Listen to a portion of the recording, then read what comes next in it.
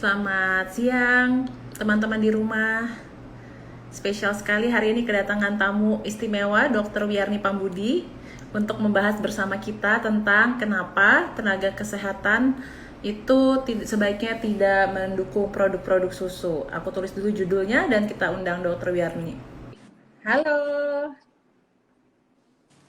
Halo, selamat Halo siang. dok, selamat Halo. siang. Matur nuwun sangat yo, makasih banget nih udah mau meluangkan waktunya di tengah kesibukan praktek dan mengajar mahasiswa ya dok di Fakultas Kedokteran Universitas Tarumanegara ya. Betul, betul. Ngajarnya udah sih tadi pagi. Iya, gimana dok kabarnya minggu-minggu ini? Minggu-minggu ini ya masih begitu ya. Mm-mm. Kepengennya cepat berlalu sih ini. Iya ya, udah bosen banget ya. Betul. Oke, kita berusaha memanfaatkan waktu masih di tengah hidup masa pandemi ya dok untuk sharing informasi-informasi bermanfaat dan penting. Karena bener, kalau aku pribadi mungkin dokter juga percaya bahwa knowledge is power ya. Pengetahuan itu adalah kekuatan kita ya. Bang, Kadang-kadang kita maksudnya baik, tapi kalau kita nggak punya pengetahuan yang tepat, jadinya salah, bahkan bisa membahayakan ya dok ya. iya, betul sekali. Nah, hari ini sebenarnya ceritanya aku yang meminta Dokter Wiyarni buat sharing karena aku tuh termasuk psikolog yang baru 4-5 tahun praktek, jadi banyak sekali informasi yang aku mesti belajar lagi. Jadi pengen belajar dari pakarnya karena Dokter Wiyarni itu juga dokter spesialis anak yang udah international certified untuk lactation and breastfeeding ya, Dok. Jadi Ya, mudah-mudahan bisa berbagi bersama kita. Mm-mm. Oke, kita langsung mulai aja ya dok, supaya teman-teman bisa ikutan mendengarkan. Oke, tentang topik ini dok, kenapa sih tenaga kesehatan tidak boleh mempromosikan produk susu? Itu dokter mau kasih ilustrasi cerita dulu atau langsung masuk ke panduan dari WHO-nya? Silahkan dok. topiknya ya. Waktu Mbak Anas nawarin topik ini, sebetulnya kita juga sedang diskusi tuh di grup pediatri bahwa ini gimana ya saat COVID, di saat kita juga sedang sulit untuk menjangkau ibu untuk melakukan konseling secara langsung, kita Oh dibatasi iya oleh benar. protokol sehingga konselingnya hanya bisa lewat mungkin online atau yang secara langsung pakai APD yang itu membatasi interaksi kita gitu. Justru penjualan susu untuk bayi itu naik, jadi naik demand-nya. Nah, Oh, kita secara data sudah ada ya dok bahwa penjualan susu bayi di masa pandemi ini meningkat ya? iya, jadi betul data-data kita yang awalnya kita sudah optimis gitu ya, kita ternyata ngelihat turun ya, termasuk imunisasi juga turun, banyak sekali program-program memang ingin kita jaga, ternyata di situasi kita berjalan dengan baik. Jadi itu menjadi diskusi di antara kami. Yang kedua, nah kok ternyata ada juga yang teman-teman sendiri tenaga kesehatan, maksudnya ya, tenaga kesehatan itu kan nggak hanya dokter atau bidan atau perawat, luas, psikolog juga termasuk, ahli farmasi juga termasuk, psikolog klinis juga termasuk tenaga kesehatan. Lingkup tenaga kesehatan ini luas dan ternyata memang ada kecenderungan produsen itu pandai untuk memilihkan media untuk kami bisa menjangkau target konsumen mereka. Nah itu yang kita tuh memikirkan, aduh, apa karena belum tahu ya? Karena kan kalau nggak tahu kita nggak bisa menyalahkan. Ya, dan ternyata memang topik yang tentang kode ini mungkin secara resmi di kurikulum memang nggak ada. Jadi kita memang harus mendapatkan ini dari sumber-sumber yang lain. Iya. Oke. Nah, itu penjelasan awalnya ya. Jadi penting sekali kita tahu dan betul sekali mungkin waktu kuliah saya sendiri nggak ngerasa dikasih tahuin tentang ini, dan dari pertemuan 2 minggu lalu sempat live IG sama Dokter Wiyarni dan juga membaca dulu tadi baca kode etik WHO tentang mempromosikan produk susu. Sebenarnya itu harus paling tinggi, kita harus bilang bahwa susu ASI itu yang superior ya dok ya, kualitas ASI itu tidak bisa tergantikan dan itu adalah hal pertama yang kita kasih, dan semua elemen masyarakat sebenarnya, terutama pemerintah, apalagi tenaga kesehatan maupun masyarakat, teman-teman yang nonton di sini, dan organisasi-organisasi termasuk perempuan juga, itu perlu sangat mendukung dan melindungi diberikannya susu ASI eksklusif gitu ya dok ya? Ya, betul, betul. Okay. Powerful gitu. Jadi apa yang dilakukan oleh tenaga kesehatan, apalagi sekarang teman-teman ini sudah banyak menggunakan media sosial untuk memberikan pengaruhnya, ya, maka itu pandang oleh followersnya sebagai suatu hal yang benar. Kalau tidak hati-hati, kita akan dipakai sebagai corong dari promosi yang apa ya, istilahnya yang bisa baik ya, mengganggu pemberian ASI eksklusif. Oke. Nah, ini kalimat promosi ini kan mungkin agak bias ya dok. Dari Dr. Wiyarni sendiri sejauh pengalaman saat ini dan sangat memahami kode etik WHO, yang dimaksud promosi itu yang kayak gimana aja sih dok? Yang diatur oleh kode adalah pemasaran pengganti. Jadi pengganti itu tentu saja segala sesuatu yang diberikan pada saat periode bayi mendapat ASI. Periode mendapat 0 sampai 2 tahun. Jadi di dalam masuk formula bayi, kemudian formula yang diberikan untuk anak di atas 1 tahun, formula bayi itu ada 2, formula bayi yang 6 bulan, kemudian lanjutan 6-12 bulan, itu sama sekali tidak boleh diiklankan. Dan tidak hanya boleh diiklankan ya? Hanya boleh diiklankan di media setelah mendapatkan izin dari Kementerian Kesehatan. Jadi sangat sudah dilindungi sebetulnya. Tapi masih bocor, terus kita masih melihat iklan-iklan itu tidak secara langsung menyebutkan produknya, tetapi mungkin mengundang untuk parenting class, membuat nah makanya ini belakangan ini dok, belakangan produk-produk susu pun ngarahnya ke psikolog, bukan lagi ke dokter, karena kalau ke dokter udah lebih jelas mungkin ya, tapi kan psikolog ini kan niatnya baik loh, pengennya edukasi parenting, tapi nanti ada logo brand susunya gitu ya dok ya, terus juga di stiker boardnya sini semua ada logo-logo produk, itu termasuk mempromosikan ya dok, walaupun mungkin dari ucapan mulut tenaga kesehatan kita tidak bilang bahwa kamu harus pakai produk susu ini, tapi semua framing-framingnya, warna bajunya, terus logonya itu sudah menunjukkan bahwa kita mengarah ke mendukung produk tertentu ya dok ya, begitu yang dimaksud nggak sih dok? Iya, nah makanya ini sebetulnya lebih ke himbauan, jadi tepat seperti yang bukan untuk menghakimi sesama teman kita, agar kita lebih ya, kalau ditawarin untuk mengadakan sesi untuk orang awam, untuk masyarakat awam, walaupun itu bungkusnya ada edukasi, tapi kita mesti melihat apa sih yang ingin akan ditargetkan oleh si mitra ini, mitra yang menawarkan kepada kita. Kita itu hanya boleh memberikan informasi yang berupa bukti saintifik atau faktual. Ya, kita tidak boleh misalnya secara langsung menyebutkan produk, itu sudah jelas aturannya. Dan untuk kapan kita misalnya boleh menggunakan, itu sudah diatur juga. Jadi semua sebenarnya sudah diatur kapan indikasinya, sehingga memang penggunaannya itu kalau ada indikasi medis. Kalau di luar itu kan kembali lagi kepada standar emasnya, yaitu pemberian ASI dan MPASI yang baik. Iya. Nah, saya jadi belajar lagi membaca kode etik WHO dok untuk promosi susu.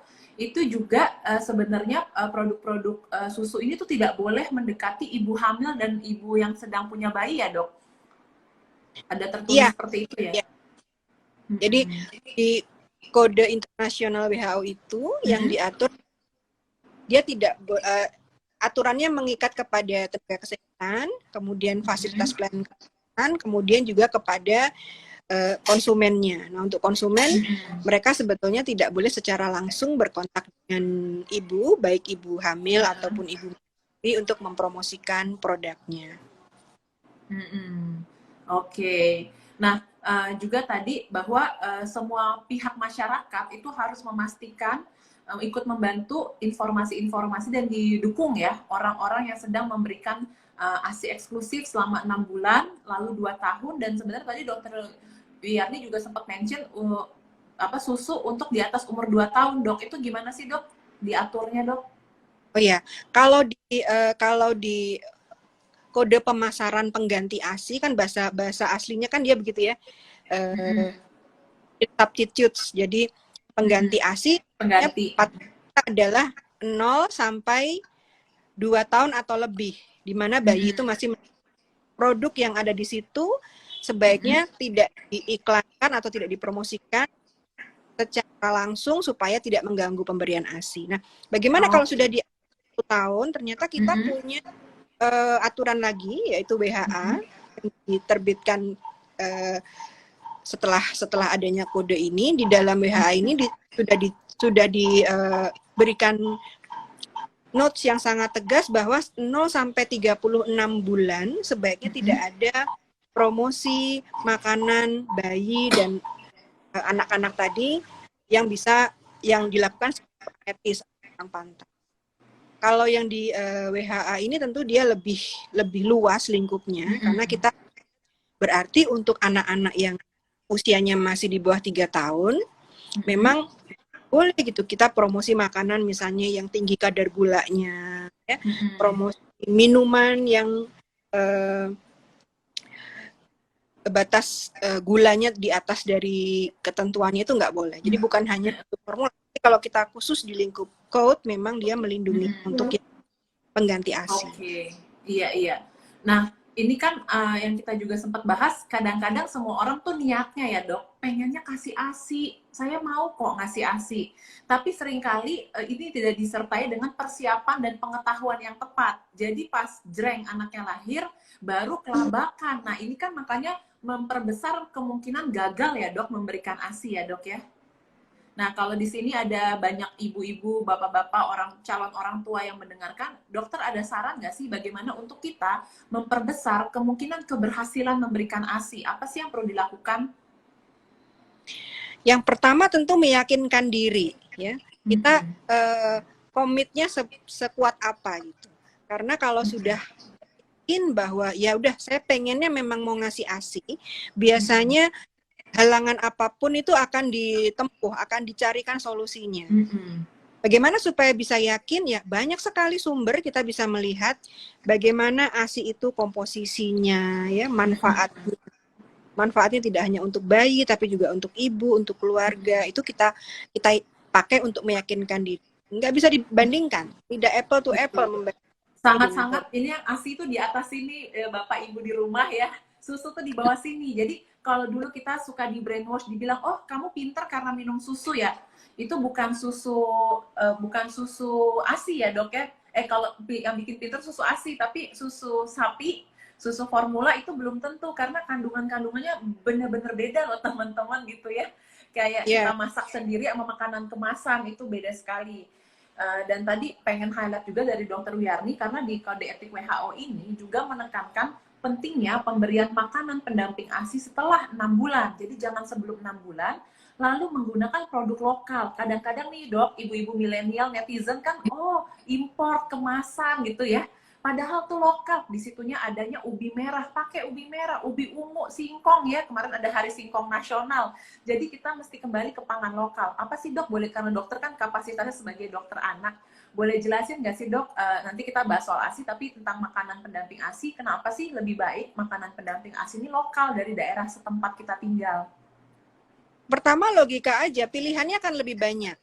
Dengan berbagai variasi, kita bisa mengolah itu dari hari ke hari, tidak ada bosan itu sebetulnya ya.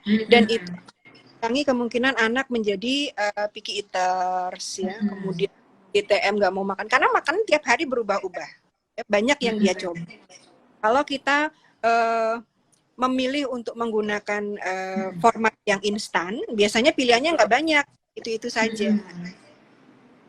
Saya sih menyarankan ibu-ibu tetap untuk semangat untuk mencoba menu-menu yang bisa dicoba dengan bahan yang ada. Tidak perlu memaksakan, misalnya harus pakai bahan tertentu yang sulit nyarinya, harus ke market yang gede gitu ya. Tapi pakai saja bahasa, asalkan tahu konsep bahwa kita harus berimbang gizinya. Proteinnya ada dari hewani, ya protein dari nabati, mungkin nggak terlalu banyak, tapi protein hewani ini yang penting karena untuk tumbuh kembang otak itu yang sangat dibutuhkan bayi adalah protein dan lemak.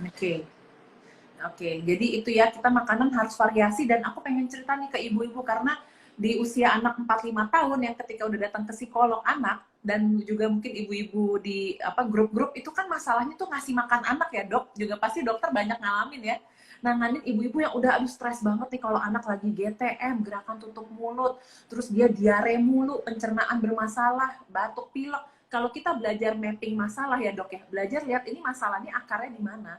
Sebenarnya kesehatan pencernaan itu dimulai dari pemberian susu ya dok, di masa-masa awal. Karena di 2 minggu yang lalu di live Instagram, Dokter Wiyarni bilang, bayi itu lahir teman-teman, usus pencernaannya itu belum siap mencerna sesuatu yang selain air susu ibu, gitu ya dok penjelasannya. Mau dokter lengkapin? Iya, jadi memang dari awal itu yang penting. Bahkan ada jargon ya, you are what you eat, itu emang benar. You are what you eat, betul. Kalau bayi yang baru lahir, kemudian yang pertama kali berkenalan dengan ususnya, bukan zat yang membuat usus itu menjadi berkembang makin sempurna, ya kasihan si bayi. Nah, kita selalu menyemangatin ibu-ibu, ayo dong bu, pas hamil ikutlah kelas persiapan menyusui, atau bacalah sebanyak. Ikut kelas persiapan menyusui teman-teman di rumah ya, jangan cuma beli-beli barang atau maternity shot. Soalnya kalau foto-foto doang nggak membantu pencernaan anaknya. Mendingan kalau budgetnya terbatas, dipakainya buat ikut kelas, bukan buat foto-foto. Kalau aku bisa kasih saran nih ya. Karena posisi aku sebagai psikolog klinis anak itu juga harusnya jadi child advocate. Jadi advokasi hak-hak anak ya dok. Dan salah satu hak-hak anak adalah mendapatkan ASI terbaik dari orang tuanya dan mendapatkan perlindungan dari orang tuanya gitu. Nah, kita mau bahas dulu soal pencernaan ya, udah ada pertanyaan yang masuk, tapi kita mau bahas dulu nih dok. Kan kalau kita sebagai orang dewasa itu belajar sesuatu tuh harus tahu why-nya, kenapanya. Dan semoga teman-teman mendengarkan ini bukan bermaksud kami itu beroposisi atau menakut-nakuti, karena simply ini faktanya begini ya dok ya, data saintifiknya. Dokter boleh ceritain nggak sih apa efek ASI terhadap pencernaan bayi dan apa efek susu sapi terhadap pencernaan bayi dan anak? Silahkan dok. Ya, sebetulnya karena memang susu dari tiap-tiap mamalia itu sudah spesies spesifik. Ya, jadi kita bicara anaknya manusia, tentu dia sudah disiapkan untuk menerima air susu dari ibunya. Ya, di dalam air susu itu kalau kita lihat awal-awalnya pada saat kolostrum datang, itu isinya melulu penuh dengan imunoglobulin A. Sekretori imunoglobulin A itu adalah zat pelindung tubuh, kemudian juga penuh dengan human milk oligosakarida. Sebutannya saja sudah human milk oligosakarida, jadi itu bukan dari spesies yang lain, dia dari human, yang tugasnya memang menyiapkan tadi. Jadi kalau kita ibaratkan usus bayi itu seperti ladang ya, maka pupuk yang akan menyiapkan supaya ladang itu tadi kuat terhadap penyakit, tidak sakit ya, diserang oleh antigen, diserang oleh bakteri, virus, diserang oleh alergen yang sering sekarang anak-anak. Ya berikanlah kolostrum itu, jangan diganti dengan yang lain. Iya. Problemnya kan kita punya nih, pada saat bayi baru lahir, minggu pertama, itu yang sering mengganggu adalah begini, bayi beratnya turun, atau dia menjadi kuning. Dua hal ini itu sangat menjadi momok bagi ibu-ibu. Kadang-kadang mereka jadi terlalu cepat khawatir, kemudian ya tadi cepat memberikan, cepat beralih gitu dari ASI ke formula. Juga adanya begini, dari orang sekitar mungkin ya, memberikan komentar bahwa itu mungkin ASINya nggak cukup ya, tanpa menyadari bahwa di awal-awal memang hari-hari awal ASI itu memang nggak banyak. Betul. Ya itulah yang cukup sebetulnya. Kalau dikomentari ASI nggak cukup, setiap ibu pasti akan gatal. Iya. Jadi sebagai orang-orang lingkungan di sekitar ibu yang baru melahirkan, apakah itu pasangan, orang tua, mertua, atau teman-teman netizen, kita bisa ambil peran untuk kasih kata-kata yang menyemangati, karena ada kaitan hormon positif, hormon kebahagiaan, hormon oksitosin ya dok, dopamin, dengan derasnya ASI. Dan memang di seminggu awal itu tetes-tetes doang. Terus ada disebutnya gold liquid ya pas kolostrumnya keluar. Dan itu nggak apa-apa karena usus bayi itu kecil sekali sebesar kelereng. Jadi kita, dan itu prinsipnya supply and demand ya dok dalam menyusui. Justru makin sering kita susuin, nanti makin lama jumlah ASINya akan makin banyak. Jadi bukan berarti hari ini cuma 3-4 tetes, tiap hari bakal begitu. Justru makin sering kita anaknya dihisap, perlu tahu juga, makanya ikut kelas laktasi sebelum kehamilan, pas kehamilan sebelum kelahiran, untuk tahu cara pelekatan yang tepat gimana supaya putingnya nggak jadi lecet ya dok ya, cara skin to skinnya. Dan kalaupun sampai ada masalah, ada yang namanya konselor laktasi. Mungkin buat ibu-ibu baru di sini belum paham, apalagi yang anak pertama kan yang biasanya paling clueless nih dok. Apa sih dok konselor laktasi, dan apakah dokter spesialis anak selalu konselor laktasi atau ada juga yang lain? Wah, kalau saya pribadi berharap semua nakes adalah konselor laktasi. Aduh, iya. Siapapun yang ditemui, apakah itu petugas farmasi, apakah itu petugas gizi, atau petugas layanan medis ya seperti dokter, perawat, atau bahkan untuk layanan psikologi, semua kalau bisa itu jadi motivator minimal ya. Karena gini, kalau memberikan ASI ini mungkin bagi bayi dia adalah insting, tetapi bagi ibu itu adalah skill. Dan skill itu kalau ada keraguan atau kurang paham gitu ya, kurang paham teknik ilmunya, maka dia akan memerlukan pendamping untuk memberikan bimbingan praktis. Nah, disitulah peran konselor menyusui. Tapi terutama sih sebetulnya konselor menyusui adalah perannya untuk meningkatkan rasa percaya diri ibu bahwa menyusui dan ajarin teknik ya dok ya. Ya, betul. Karena semua tuh ada solusinya. Jadi Bapak Ibu yang mendengarkan di rumah, kalau misalnya payudaranya bengkak, ASINya mungkin menurut kita nggak keluar, itu sudah ada penanganannya, bisa baca sendiri, nonton YouTube, udah banyak videonya, atau kalau nggak resep nih ya, mesti denger langsung orang yang ngomong, karena kita masih virtual, banyak sekali dokter spesialis anak dan juga konselor laktasi, baik yang awam, yang dilatih jadi konselor laktasi bersertifikat, untuk bisa membantu kita. Jadi jangan stuck sendirian gitu ya. Aduh saya bingung, udahlah saya cari solusi sendiri. Jangan sampai kayak gitu ya. Karena ini hak anak, dan saya sebagai psikolog anak bisa sharing, saya lebih mudah membantu masalah emosi psikologis dari anak yang dikasih ASI oleh orang tuanya dibanding dikasih susu formula gitu. Dan kenapa kalau kan kadang-kadang nih suka ada perdebatan ya, dipikirnya kita nih kubu-kubuan ya dok. Padahal kalau teman-teman baca risetnya, justru pemberian ASI di Indonesia itu baru 31% ya dok ya. Keberhasilan ASI eksklusif selama 6 bulan itu dari 270 juta penduduk itu baru 30%. Makanya kenapa kok kelihatannya tuh kita kayak semangatnya minta ampun. Saking, wah ini data parah banget ya dok ya, kalau baca datanya. Gimana menurut tanggapan dokter Wiryani? Iya, angkanya memang pengennya kita tingkatkan lagi ya. Tentunya dengan cara-cara seperti ini saya appreciate banget karena teman-teman selain dari tenaga medis ya kayak Mbak Ana psikolog yang lain juga terus membuat satu pengingat ya dengan cara seperti gerakan ya. Followersnya Mbak Anas akan tahu bahwa oke, psikolog saya mendukung pemberian ASI, jadi menambah mereka lebih semangat untuk meneruskan ini. Yang masih ingin kita tingkatkan juga di Indonesia itu datanya ternyata pemberian ASI eksklusif itu dominan hanya sampai usia 3 bulan. Jadi setelah usia banyak yang sudah memberi ini kalau kita relate dengan ibu yang bekerja, ini kayaknya momennya memang gara-gara pada saat ibu bekerja dukungan di tempat kerja juga kurang. Dan kemudian masuklah ini tadi ya, tokoh-tokoh atau influencer yang mulai menunjukkan bahwa tidak pakai ASI pun mereka bisa sehat, mereka bisa ini sungguh satu anaknya pinter kok gitu, nggak pakai ASI juga gitu ya.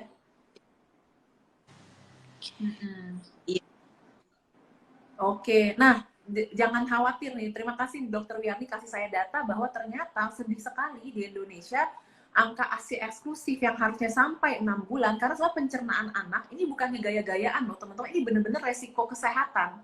anak-anak pencernaannya tuh belum bisa ditambahin makanan lain sebelum sebelum 6 bulan. Nah, kalau misalnya banyak orang dan data di Indonesia seperti yang tadi Dokter Wiarni sampaikan, oh ibu mulai bekerja lagi, kembali back to work, malahan asinya nggak kasih. Saya punya banyak teman-teman yang nanti akan saya ajak sharing juga, Dok. Bagaimana mereka jadi ibu bekerja, bahkan sebelum ini mereka pergi ke kantor di Sudirman, rumah Bintaro, tapi tetap bisa kasih ASI eksklusif sampai anaknya umur 2 tahun. Gitu. Dan itu benar-benar investasi awal luar biasa. Investasi masa awal anak itu bukannya cuma beliin dia reksadana atau tabungan asuransi pendidikan, tapi ini yang real, day to day. Investasi kasih ASI dengan tepat sampai usia 2 tahun.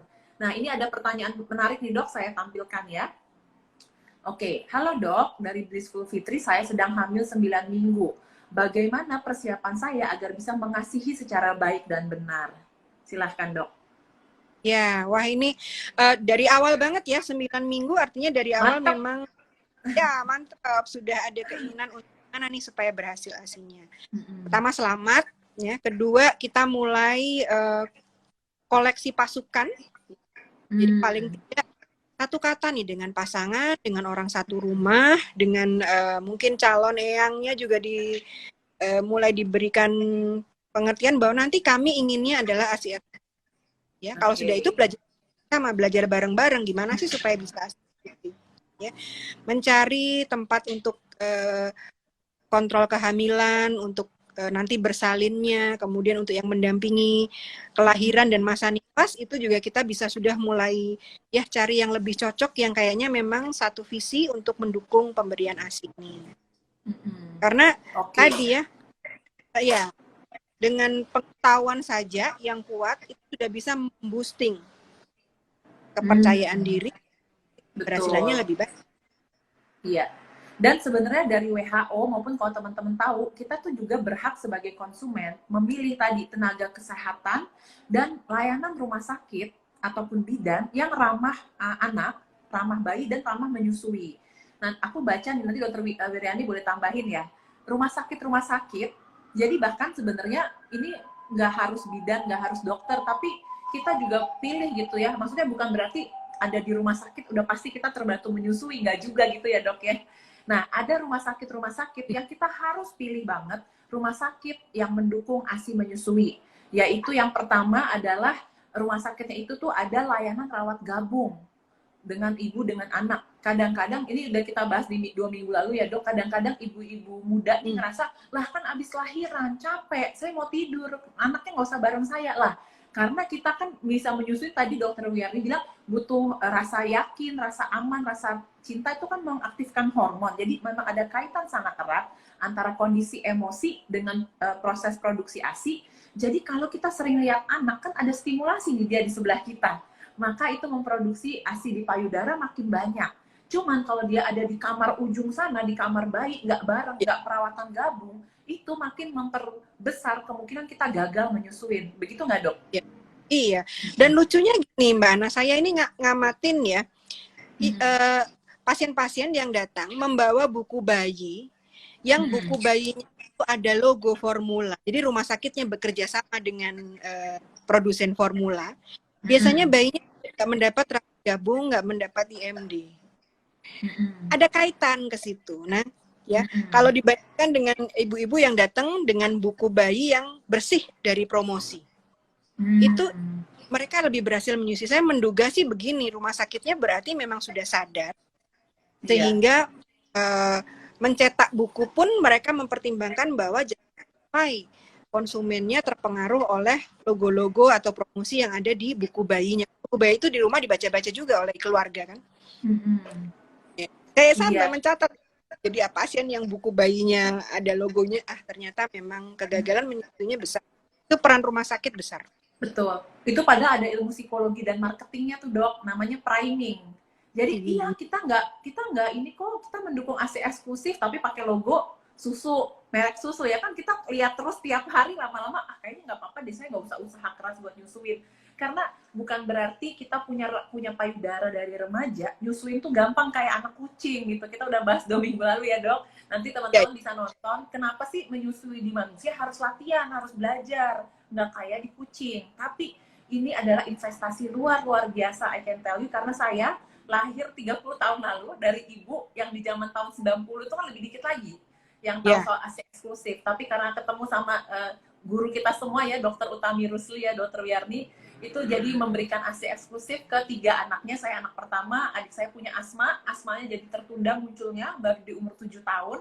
Itu pun gara-gara tetangga sebelah bangun rumah pakai semen putih jadi teraktivasi. Tapi saya dan adik saya itu nggak muncul asmanya. Lalu juga dengan itu ya, kualitas relasi dengan orang tua, terus bonding time-nya, kepintaran, itu juga didapat dari sesi-sesi disusui waktu kecil. Dan sekarang ini kita meningkatkan lagi dengan ada istilah namanya IMD atau inisiasi menyusui dini. Setelah lahir, bayinya dibiarkan secara natural ada di dada ibu untuk dia mendapatkan rangsangan stimulasi pertama, bayinya mencari puting payudara ibunya, dan itu momen psikologis bonding luar biasa banget, baik buat anak maupun ibu.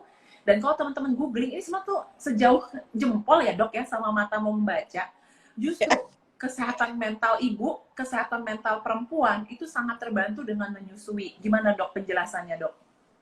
Iya, ini kayaknya 2 minggu yang lalu juga kita bahas ya Mbak ya, bahwa memang kalau tidak ada upaya menyusui ya, 85% kasus baby blues itu muncul. Dan ternyata memang kalau dibandingkan dengan ibu-ibu yang memberikan ASI eksklusif, ini lebih sedikit dia. Jadi menolong sekali, terutama memang karena barangkali ada kaitan dengan hormon lebih stabil ya, sehingga merasa bisa mencintai anak, merespon stresnya juga lebih dekat juga dengan bayi, lebih mengenal bayi. Tadi yang diceritakan Mbak Nas tuh mungkin Mbak Nas melihatnya pada saat sudah lebih gede dikonsulin, ternyata di tracking ke belakang anak-anak yang mendapatkan ASI dulu. Sekarang kalau ditangani ada masalah mental gitu, dia lebih mudah untuk di handle, begitu ya tadi. Betul, iya. Nah dok, nih ada pertanyaan nih dari Mbak Gina Desiana. Mbak, dengan peraturan yang baru kan tidak pro busui yang bekerja, yang omnibus law ya, saya belum baca tuh, kata 900 halaman ya, lagi banyak praktek jadi belum baca nih. Yang bekerja itu dilarang untuk pro menyusui, apakah benar demikian dan bagaimana tanggapannya? Harus gimana sebagai ibu? Dokter udah familiar belum nih dengan peraturan pekerjaan yang baru nih?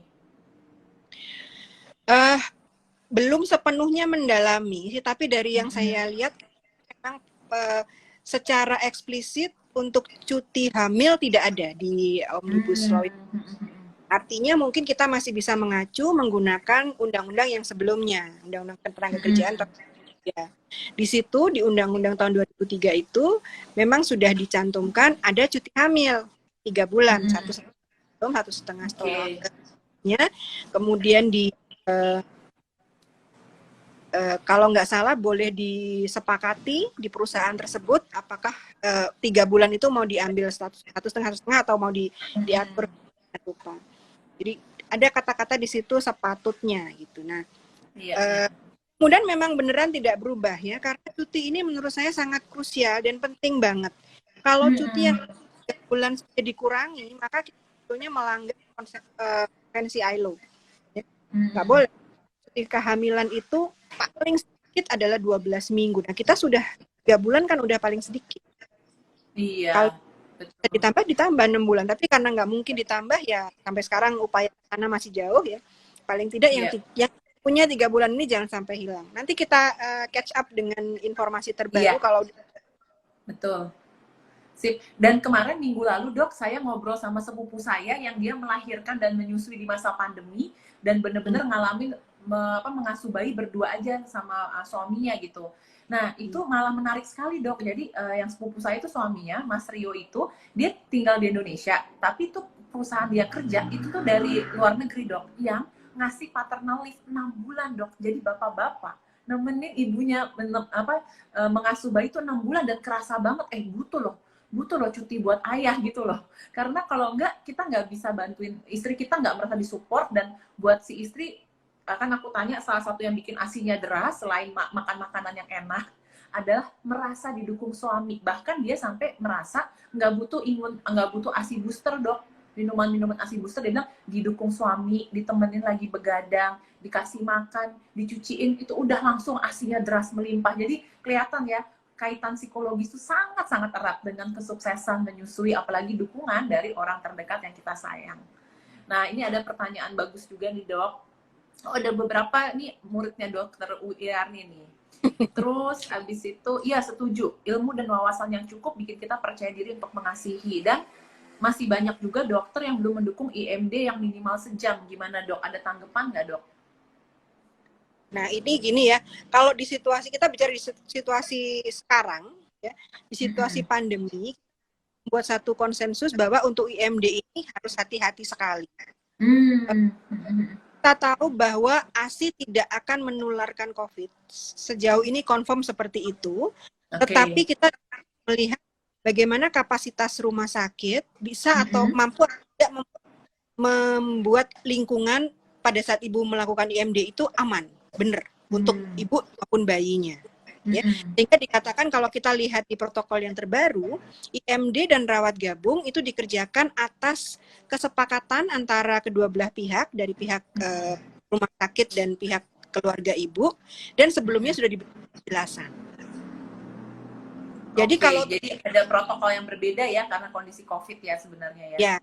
Ya, kalau tahu-tahu dipisahkan juga kita mesti bertanya, karena di dalam protokol itu ada ketentuan kesepakatan, artinya jelasin dulu bahwa memang di rumah sakit ini nggak mampu, misalnya kita nggak punya ruang isolasi misalnya.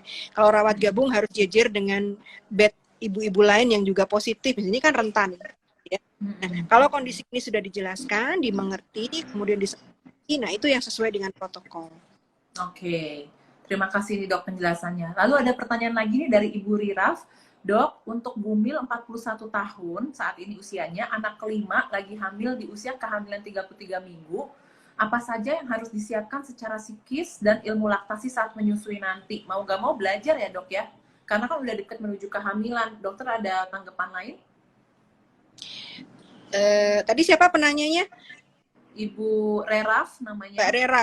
Rera ini sebenarnya sudah kayaknya udah keberapa nih Mbak menyusuinya ya.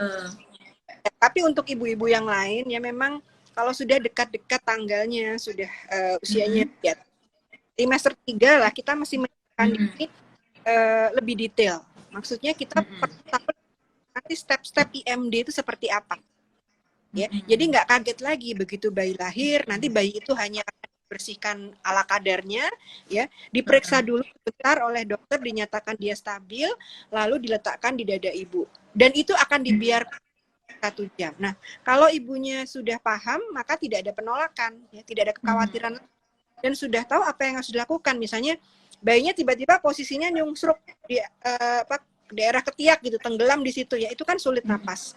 Dia bisa panggil perawat atau bidannya untuk mengembalikan posisi semula. Jadi tidak khawatir akan komplikasi yang sebetulnya tidak ada, tapi jadi paham bahwa oh ini yang akan dialami oleh bayi, ini yang tidak seharusnya saya biarkan. Misalnya bayinya lagi IMD, tahu-tahu kulitnya sudah nggak kemerahan lagi, ya kan, kulitnya dia pink kemerahan, tapi ini nggak, kok makin biru, harus panggil dong, itu nggak boleh dibiarin. Jadi pengetahuan teknis yang detail seperti itu mulai dikumpulkan supaya nanti lancar. Ya, hari-hari pertama. Jadi kita belajar bahwa apa sih yang dialami oleh bayi hari pertama, berapa banyak dia akan bangun, berapa sering dia. Iya, kaget lagi kalau ibu di masih nanya, oh bayi saya sering minum, mungkin sebelumnya dibaca bahwa memang bayi di hari awal ya begitu, akan sering minum karena kapasitas lambungnya masih kecil. Minum. Iya. Di data WHO, di artikel WHO tuh 8 kali sehari pengen minum ya, Dok ya? Iya, kalau di hari-hari awal malah kita bisa lebih sering loh. Karena kalau kita kalau tahunnya minumnya 12 kali, pokoknya ngikutin aja lah ya kebutuhan anak, karena tadi daya tampungnya tuh belum banyak, makanya dia harus sering minum. Bukan berarti dia kekurangan cairan, tapi emang lambungnya kapasitasnya kecil. Itu bener-bener pengetahuan tuh kekuatan, teman-teman. Kita bisa salah interpretasi kalau nggak punya basic pengetahuan ya. Oke. Nah, ini ada pertanyaan menarik, ini mungkin bisa saya sama Dr. Wiyarni jawab. Dari Ibu Diana Milia Susilo. Oh, saya dulu ya. Mohon Kak Anas bisa dijelaskan kembali priming terkait pemasaran susu dan kode etiknya. Jadi kalau yang saya tahu dari ilmu psikologi, priming itu memang biasa dipakai di teknik marketing. Jadi gini, eh, nggak ada kata-kata yang kayak harus minum susu ini atau harus beli ini. Tapi semua setting tempatnya tuh warnanya yang spesifik harus warna sesuai dengan warna si brand susu ini gitu. Terus atau ada logonya. Sebenarnya padahal pemakaian logo aja udah dilarang WHO ya, Dok ya? Iya, tidak boleh mencantumkan logo produk. Tidak boleh. Tapi di Indonesia masih suka lolos tuh bagian-bagian yang kayak gitu. Dan kalau dokter hari ini banyak ngomong soal susu untuk bayi di bawah 2 tahun atau 3 tahun, sebenarnya kalau kita masuk ke ranah nutrisi anak dan psikologi anak, pemberian susu, manusia itu sebenarnya bukan makhluk yang didesain buat minum susu sampai di atas 2 tahun, apalagi minum susu sapi. Karena kalau kebutuhannya kalsium yang sering kita di brainwash dari kecil, nah saya kan generasi 90-an yang dulu juga apa-apa minum susu gitu kan, pas udah SD, terus mereka datang ke sekolah-sekolah gitu kan. Jadi kita pikir susu ini sehat, padahal tubuh kita manusia, kalau teman-teman googling dan cari tahu, tubuh manusia itu nggak bisa memproses kalsium yang dari sapi. Kalau kita mau makan butuh kalsium, kita mendingan makan brokoli, sayur-sayuran. Itu lebih ada kalsiumnya yang bisa diserap sama manusia. Jadi juga bukan alasan anak saya nggak bisa makan, ya udah deh nggak apa-apa minum susu 4-5 kali sehari.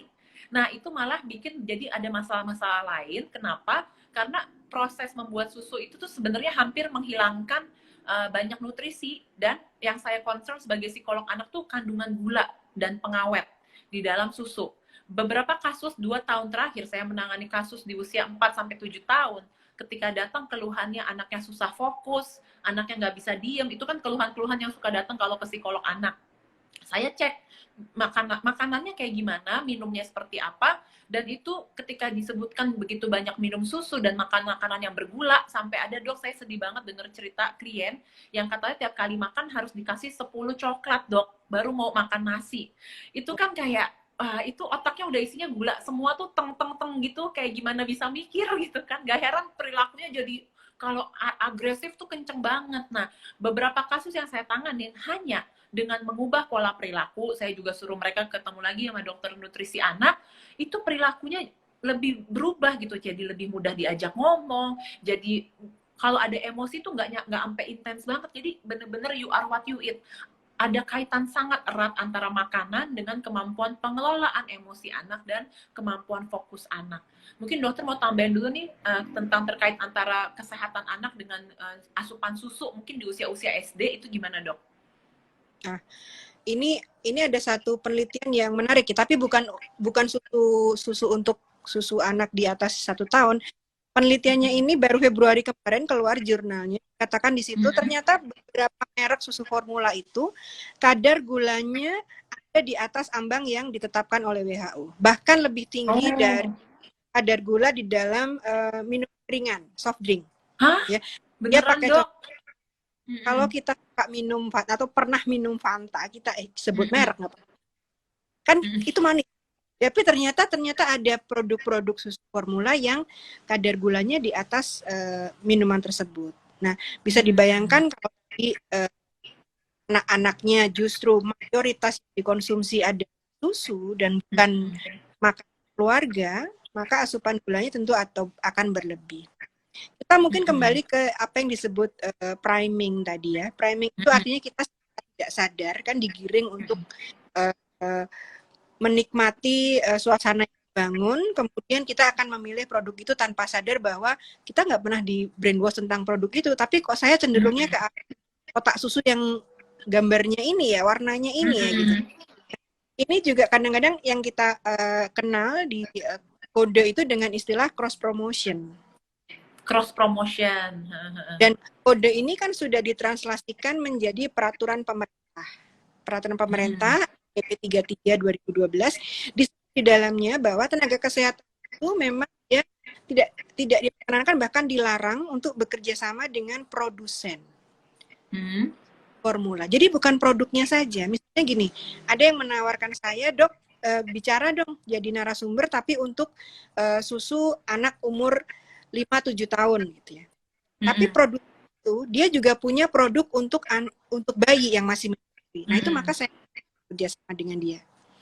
Dok bicara susu ibu menyusui misalnya, tapi produsen itu dia punya produk untuk susu bayi. Kalau nggak sadar, cross promotion itu pasti akan dilakukan oleh produsen dengan cara priming tadi, warna yang sama, yang mirip, ya bahkan mungkin nama produknya juga mirip-mirip, cuma diganti ada mom, ada baby, ada boy, ada child gitu ya, tapi nama-namanya mirip. Nah itu yang memang diatur betul dalam kode, dan di Indonesia itu sudah ada di dalam PP 33 juga. Yang mungkin jangan menimbulkan bahwa kode itu tidak memusuhi susu formula, ya. Termasuk judul kita, topik kita hari ini bukan kita, tetapi kita menempatkan diri apa yang harus kita lindungi, apa yang harus kita promosikan, yaitu air susu. Karena tadi saya sempat singgung bahwa memang ada indikasi kok bayi-bayi yang harus diberikan suplementasi susu tambahan, ya. Bayi dengan gangguan metabolisme bawaan misalnya, nggak mungkin lagi kita hanya, dia butuh yang lain. Nah, pemberian seperti ini kalau dalam keadaan yang memang dibutuhkan, maka di dalam kode tenaga kesehatan itu harus berikan edukasi bagaimana penggunaan susu ini yang sesuai dengan kebutuhan bayi. Tidak cuma ngeresepin, tapi harus kasih edukasi. Sebutin bahwa ini yang dibutuhkan sebetulnya ini, tetapi ada juga aturan-aturannya, ada juga baiknya kalau diberikan tidak sesuai dengan aturan tadi. Oke, ya. Dan ini ada juga yang nanya lagi dari Ibu Septia Putri, persiapan mental dan fisik seperti apa yang harus dipersiapkan untuk new mom yang merantau hanya dengan suami tanpa asisten rumah tangga dan belum bisa pulang ke rumah orang tua karena di masa pandemi ini. Memungkinkan nggak sih dok dari pengalaman dokter mendampingi ibu-ibu yang habis melahirkan, anak-anak bayi, ngurus berdua aja ini gimana sih dok? Ada tips and triknya nggak? Kalau di luar negeri sih semua orang ngurus anak berdua doang, kita aja yang terlalu banyak privilege ya. Ada ibu mertua, ada tetangga, om tante buat bantuin. Gimana nih dok? Ya, tapi kadang-kadang saya melihat mengurus anak berdua juga privilege loh. Oh iya, betul. Ya. Kalau nggak diurusin banyak orang ya ikut campur. Ya, diurus hanya dengan ayah dan ibunya itu juga satu kalau saya ngelihat orang tuanya kayaknya lebih bahagia deh. Mereka lebih kompak. Betul. Lebih kompak. Hubungan antara suami dengan istri juga jadi lebih tahu satu sama lain tuh membutuhkan apa, di mana ya gitu. Asalkan ya tadi dari awal memang kita sudah komit dan sering-sering belajar bareng ya, dialog bareng. Kalau lagi lihat YouTube atau lihat apa ya kita bahas deh, nanti kalau itu terjadi di rumah ini ya sudah ada bayi, terus kita berbagi perannya bagaimana ya. Banyak sekali saya juga klien Mbak Anas juga yang ngurus anaknya berdua ya kan. Ya mungkin dibantu sesekali kalau ada kunjungan dari keluarga, tapi ya mostly diurus berdua dan itu nggak masalah. Jadi kalau ibu sampai saat ini tadi yang bertanya ya, kendalanya adalah masih merasa kalau nggak punya keluarga dekat di sekitar jadi akan repot. Nah, mulai sekarang tadi meningkatkan percaya diri, ya. Keyakinan dan kepercayaan diri ya dok ya, benar. Peran keluarga sangat penting. Kita minta mereka nanti jangan lupa ya sering-sering kontak ya, video call. Cari strateginya ya. Iya, atau bisa juga ikut peer group ya, ikut grup-grup yang seumuran bayinya, jadi kurang lebih kisah-kisahnya sama, saling berbagi kalau memang itu kebutuhan ibunya sampai seperti itu. Jadi kalau saya membaca dari perspektif psikologi nih kayaknya ibu ngerasa ada ketidakyakinan tadi ya, ketakutan, kekhawatiran. Nah sebenarnya itu yang diproses dan dikelola, lalu kita cari bantuan karena dalam mengalami kondisi stres itu ada dua cara, emosional fokus problem fokus. Nah, emotional focus kan berarti pengelolaan emosi. Gimana kita belajar juga kan karena ada hormon ibu hamil yang bikin emosi lebih intens. Gimana sih cara kita mengenali emosi, mengelola kalau ada cemas diterima. Oh iya, saya lagi ngerasa cemas ya. Dari skala 1 sampai 10 seberapa sih kecemasan yang lagi saya rasain? Atau kita bikin jurnal emosi gitu ya. Mungkin kalau udah sering nonton live Instagram saya suka ngomongin soal bisa pakai apps Moodpath, terus bikin logbook tentang jurnal emosi, aku ngerasa apa. Karena menariknya emosi itu hanya dengan dikenali, karena dia energy in motion, hanya dengan dikenali dan diterima, emosi jauh lebih membaik. Tapi kalau kita tahan-tahan, kita tolak-tolak, enggak lah, harusnya nggak gini, makin kita nggak bisa pulih dari kondisi emosi yang kita rasakan yang intens. Lalu emosi itu dari skala 1 sampai 10, kalau kita ngerasain emosi di skala 4, 5, 6 itu nggak apa-apa karena kan emosi ngasih kita pesan. Oh, berarti kita harus waspada. Oh, berarti kita harus punya strategi. Tapi kalau emosi yang Ibu rasain dari skala 8, 9, 10, saya sangat saranin itu juga bisa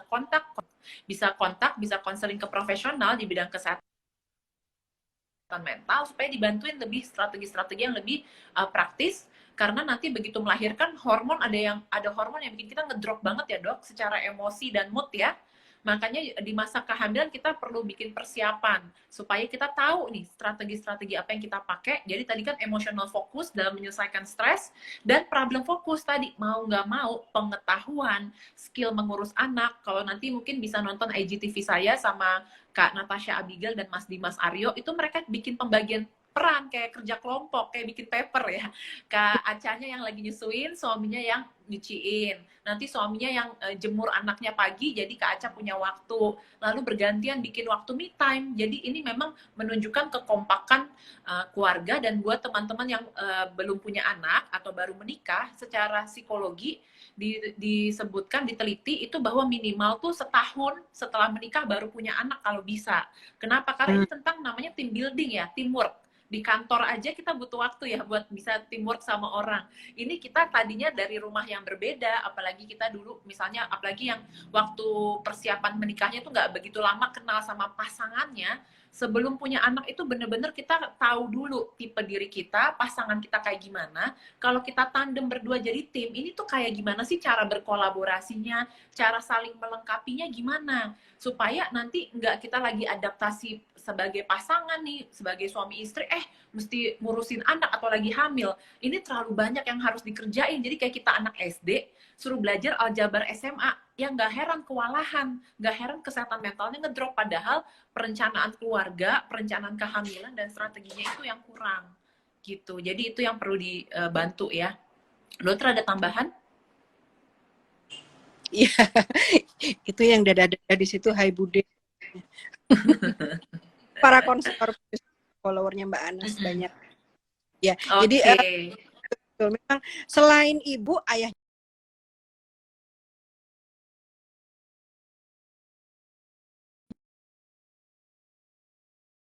atau dia mulai banyak membaca juga. Kadang-kadang perannya gini loh, ayah itu nanti yang jadi polisinya, dia yang jadi satpamnya gitu. Kalau aku mulai goyah, ayahnya yang akan megang lagi. Oke, kita kan udah komit begini. Ini kayak kamu ngalamin apa ya? Misalnya ayahnya udah baca, dia akan tahu ayahnya sedang endorsement. Nggak perlu khawatir karena endorsement itu saya akan bantu masas, bantu kamu relaksasi, nanti udah tenang, oksitosinnya naik, asinya ngalir lagi. Tapi kalau ayahnya nggak ada itu, dia juga susah untuk menenangkan istri, walaupun pasti ingin ya menenangkan istrinya. Karena makanya ayah-ayah pun harus punya pengetahuan ya dok ya.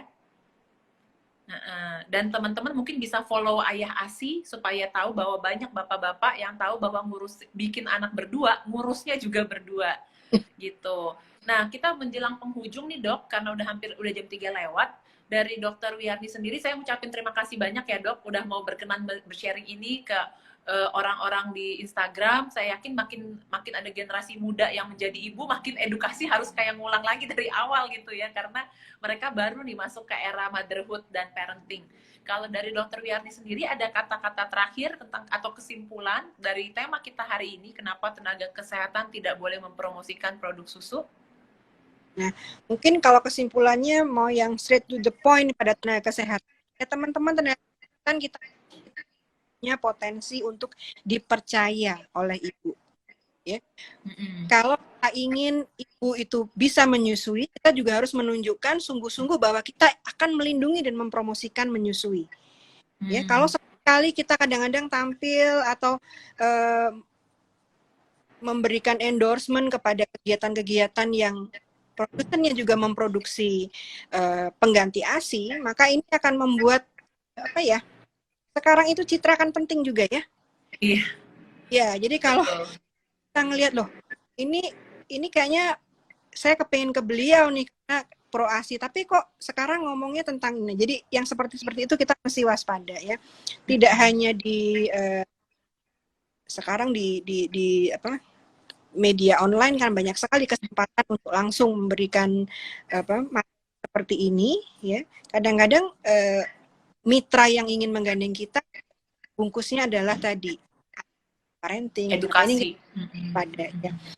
Teman-teman silakan membaca kode internasional pemasaran pengganti ASI, membaca kembali peraturan pemerintah tentang pemberian ASI eksklusif. Di dalamnya ada pasal-pasal yang memang melarang kita kok. Nah kalau sudah dilarang lakukan ya, harusnya nggak perlu ditegur juga udah merasa bahwa itu hal yang tidak tepat ya. Kita sebut itu inappropriate. Ini mungkin yang mengerjakan itu tahu, cuman berharap setelah kita terbuka membahas seperti ini, maka kita tahu itu kita nggak kerjakan lagi. Saya sih berharap ini diterima dengan lapang dada karena bawahnya tujuan untuk kebaikan generasi penerus kita gitu Mbak Nas. Betul, iya. Terima kasih banyak Dr. Wiyarni untuk penjelasannya. Dan iya betul, mesti lebih banyak lagi webinar tentang parenting, tapi produsen-produsennya yang mempromosikan ya, memang ini ya bagian dari cross promotion tadi ya. Dan kalau saya baca di Indonesia paling banyak cross promotion yang paling ibu-ibu suka itu adalah hadiah-hadiah. Nah ini memang kita mesti belajar supaya kita nggak termakan sama hadiah. Kamu tahu nggak dia ngasih hadiah-hadiah ini siapa produsennya gitu ya. Jadi kita harus punya critical thinking. Jadi jangan langsung mudah percaya, cari tahu dulu gitu. Jadi terima kasih banyak Dr. Wiyarni, terima kasih juga teman-teman yang sudah mengikuti. Cukup ramai ini walaupun di tengah hari. Nanti saya akan simpan supaya teman-teman lain yang belum sempat menonton bisa ikut mendengarkan edukasi ini. Selamat bertemu lagi dokter, sampai jumpa teman-teman, sehat-sehat selalu ya. Dah. Sehat semua. Terima kasih Mbak Nas. Yuk sama-sama dok.